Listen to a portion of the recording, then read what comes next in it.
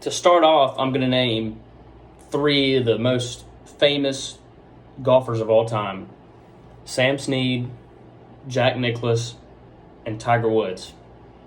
Now, I just named three of the most famous golfers of all time, but the first two, you're probably like, I don't know who he is. But the third one, everyone, it seems like, knows Tiger Woods. Now, Tiger Woods is definitely the best, or one of the best, if not the best, golfers of all time. Now, he was in his prime when most of us were maybe a little too young to understand, but we all know who he is. Tiger, he made his professional PGA Tour debut at 20 years old in 1996, and then the rest is history. As of right now, he has 82 professional wins, which is tied for most all time, and he has won 15 major tournaments as a professional, which ranks second of all time.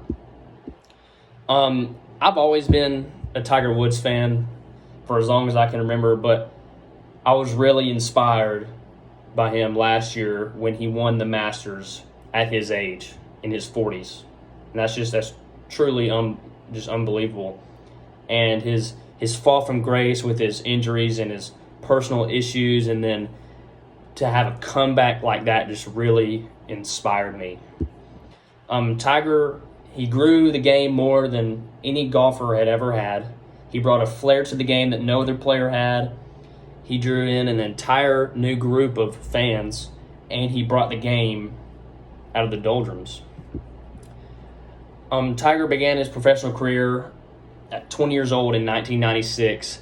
He was roughly 6'1", 160 pounds, but he could hit it farther than anybody else. That's why he dominated the game.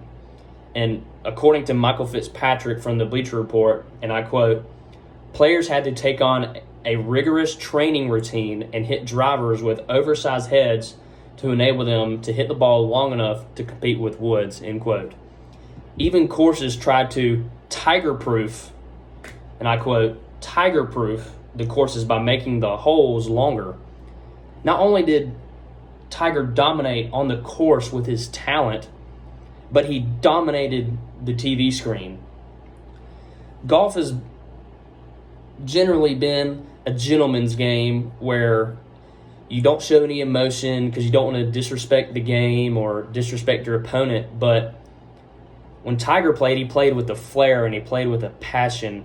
He would do his fist pumps and his caddy high fives, and then the crowd would roar, and that just really drew people to him. He became must-see TV after that. And before Tiger, golf had really started to decline because it couldn't keep up with the excitement of sports like basketball and football. But when Tiger burst onto the scene, the TV ratings for the PGA Tour went through the roof, and they just continued to rise up until around 2013. In 2013, which is well into his career, he had to step away from the game due to injury and some personal issues.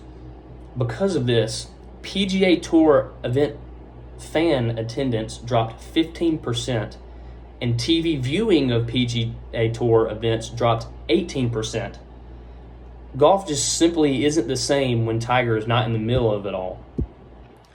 But Tiger not only just changed the game with his talent and his flair, he really transcended it to a whole nother level. Prior to Tiger, golf had been dominated by white players and white fans, and there were a couple of other minorities in the game and a couple of other minority fans for the most part, but nobody had ever seen anything like Tiger. He didn't just succeed being a minority, he dominated the game. Since Tiger was who he was, which was, he is black and Asian, because he's half and half because his father was black and his mother was Asian.